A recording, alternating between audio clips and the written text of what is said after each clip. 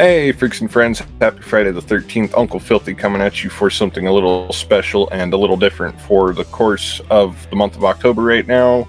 With today being Friday the 13th, naturally we have to do a Friday the 13th ranking of sorts. As you can tell by the title, I'm going to be ranking the Jason Voorhees portrayals. This is not going to include Roy Burns, who I love. Roy Burns would have been pretty high up on the list here. Sorry, not sorry. But this is going to be through Tiermaker. We're going to be taking a look at the Jasons. Let's just get right on into that here, guys. So I'll pull up the Tiermaker here. Alright.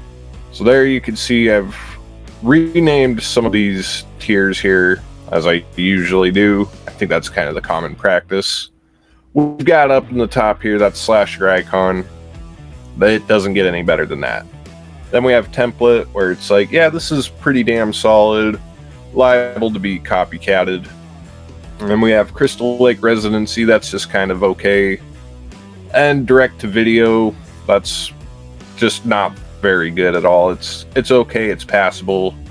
It's in the movie, but it doesn't look like something that you'd want to see on a theatrical poster. And then we have in bottom spot Milkdud.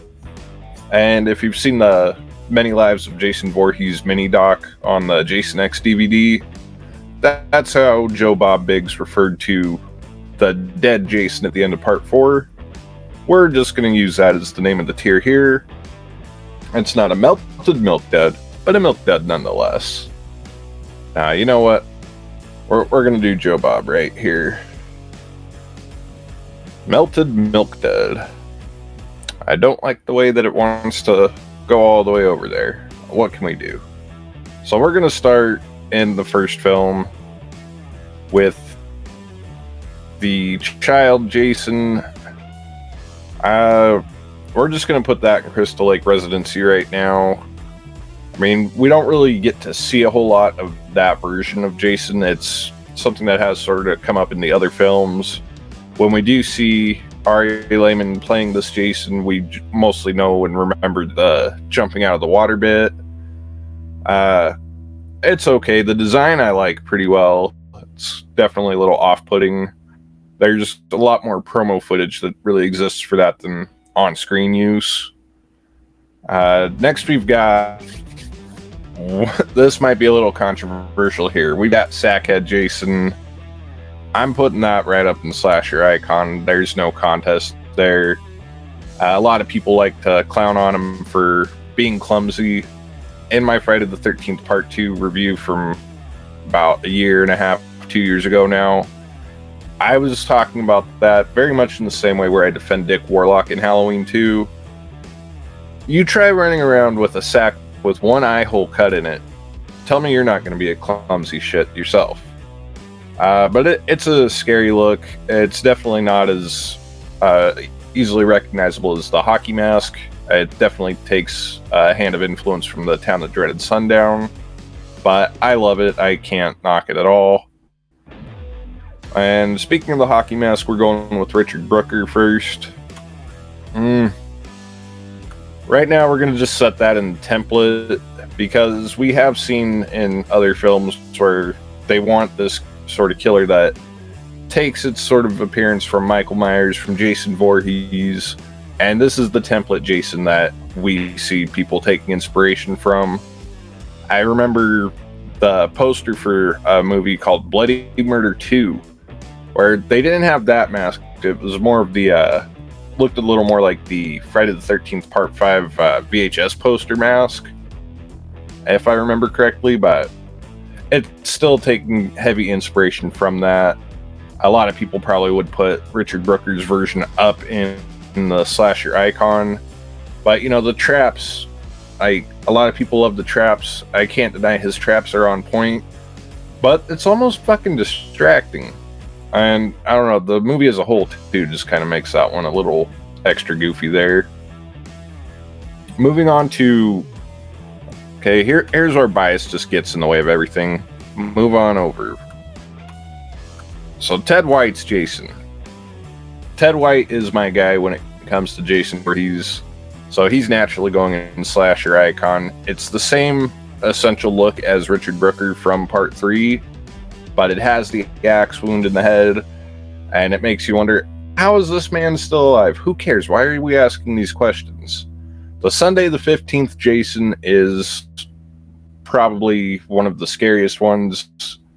Ted White definitely plays him with a great amount of hatred, and I don't know, you gotta love the way Ted White plays Jason here. Absolutely terrifying. He definitely brings back some of the running stuff that we saw in the first two films, and a lot of people probably want to forget that, yeah, Jason ran for a while. But yeah, no, Ted White, easily the slasher icon. Here, next up is the Home Depot Jason. The CJ Graham portrayal. I still want to put that in direct-to-video, but right now we're just going to set him there in Crystal Lake Residency also. It's a little funny with the whatnot with the yellow gloves and the tool belt, but he looks so cool with that freaking hockey mask. It's definitely fits his face a little bit different, and I think it just comes down to the mold that they used for that film. I can't really complain about that look too much. It is a little silly, but the whole film is silly, so it works. Oh, enter Kane Hodder, guys. Part 7, a lot of people will probably want to put this in slasher icon. I like this look. This is probably one of the scariest Jason looks, honestly. We're going to set it in template right now, though, but it's probably one of the most recognizable Jasons. It might be one of the first things that even comes to your mind when you think of Jason. A lot of promotional stuff for, like, I think the old Friday the 13th video game included that. You get a lot of these Walmart Friday the 13th shirts. It's going to be a form of that kind of Jason, maybe retooled just a little bit for copyright reasons or whatnot. But, you know, it's a cool look. I like the exposed spine and stuff, and a lot of people want to point out, yeah, it's kind of silly that you can see all his bones, and as muscular as he is, why is he showing so much bone? I don't know, just enjoy it, guys, come on. Next up, we have another Kane Hodder portrayal, this time from Jason Takes Manhattan. A lot of people really don't like this one because the waterlogged Jason is stupid, but I actually do like the look of Jason here. We're going to give you, put you in middle of Crystal Lake Residency right now. I do kind of like the waterlogged look. It kind of makes sense because, you know, for him to stay wet, you got the rain going on the boat, so that works. I do like the way the breathing just sounds so hoarse and aggravated in this film. And just a slight little yellow tinge going on with the hockey mask. I really like that. The chevrons being kind of designed a little bit weird. I can't complain on there. However, a film that I do like to defend and am sort of a proponent speaker for, I absolutely fucking hate the way Jason looks in this film. Jason Goes to Hell, Jason, once again portrayed by Kane Hodder. That bitch is a melted Milkdud. I'm not a fan of that look. It looks like he sat in a fucking microwave like a little too long. Like, yeah, you hit the zero too many times when you're trying to put your Easy Mac in there, you know? Not good. Don't do that, guys. Jason X. Yeah, Jason X is a movie I have fun with, but I'm not a fan of the way Jason looks in this. Like, I like some things about the look, but overall, I'm not too big on the look of the main Jason. I like the idea of him having, like, the sort of tattered and torn remains of a straitjacket on there. And, I don't know, it's a pretty... it's a real middle-of-the-road look, honestly. Like, but it's not middle of the road enough to go to Crystal Lake Residency, but I don't know. I like the mask shape. It's a little different. It looks a little like a sort of like a Casey Jones sort of build, but with the Jason style holes. If that makes sense, that should make sense. Uber Jason. Oh shit. I'm putting that fucker in direct to video also.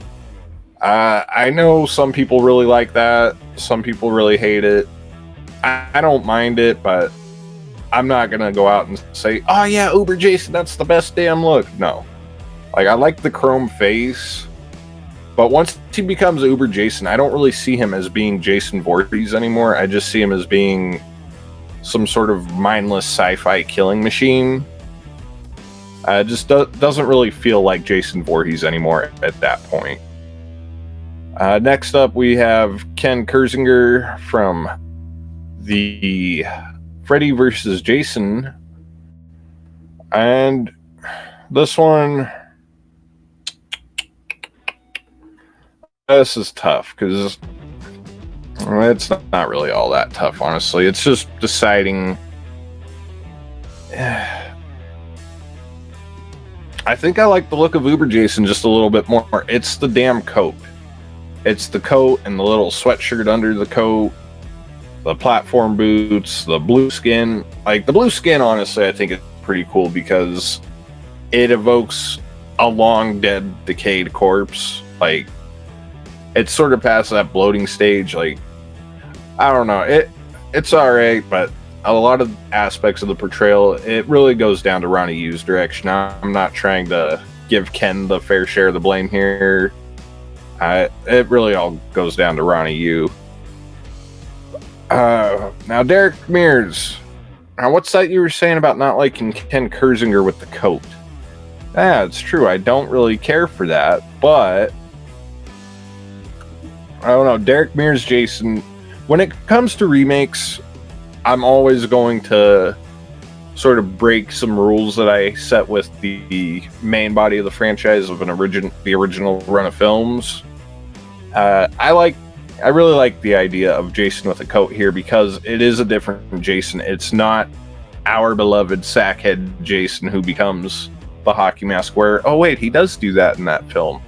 But, you know, it's really that sort of idea. It's a different Jason, so it sort of makes sense for him to wear a coat and not be shitted on for it by me. But the way Derek Mirs plays Jason as being an angry survivalist, it definitely has that part 2 through 4 flair to it, while being its own thing in its own little universe there.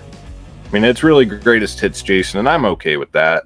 I think Derek Mirs plays an absolutely terrifying Jason and definitely is deserving of the template little category there.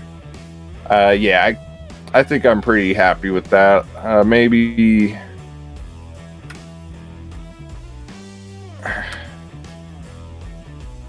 I don't know. It almost doesn't feel fair to have Ari in a category here. So what we'll do here is we're gonna add a row below Ari. Give him his own little category. But yeah, no, this little new category here, Ari, that goes for Ari Lehman himself, as well as any of the other kid interpretations of Jason. It's kind of hard to rank them against the big killer Jasons, honestly. And honestly, if I was putting Roy in here, I'd have Roy somewhere here in template, probably after Kane Hodder, but before Derek Mirs' portrayal. And for the most part, this is just sort of this isn't really like a 10-to-1 tacking here. This is just sort of how I take the look with the way Jason is in the film. If I was to be ranking the portrayals just on the portrayal merit, I feel like this list could be a little bit different. But yeah, no, I feel like that would be a little bit of a different list, honestly. Maybe. We'll have to check that out one time and see how those compare.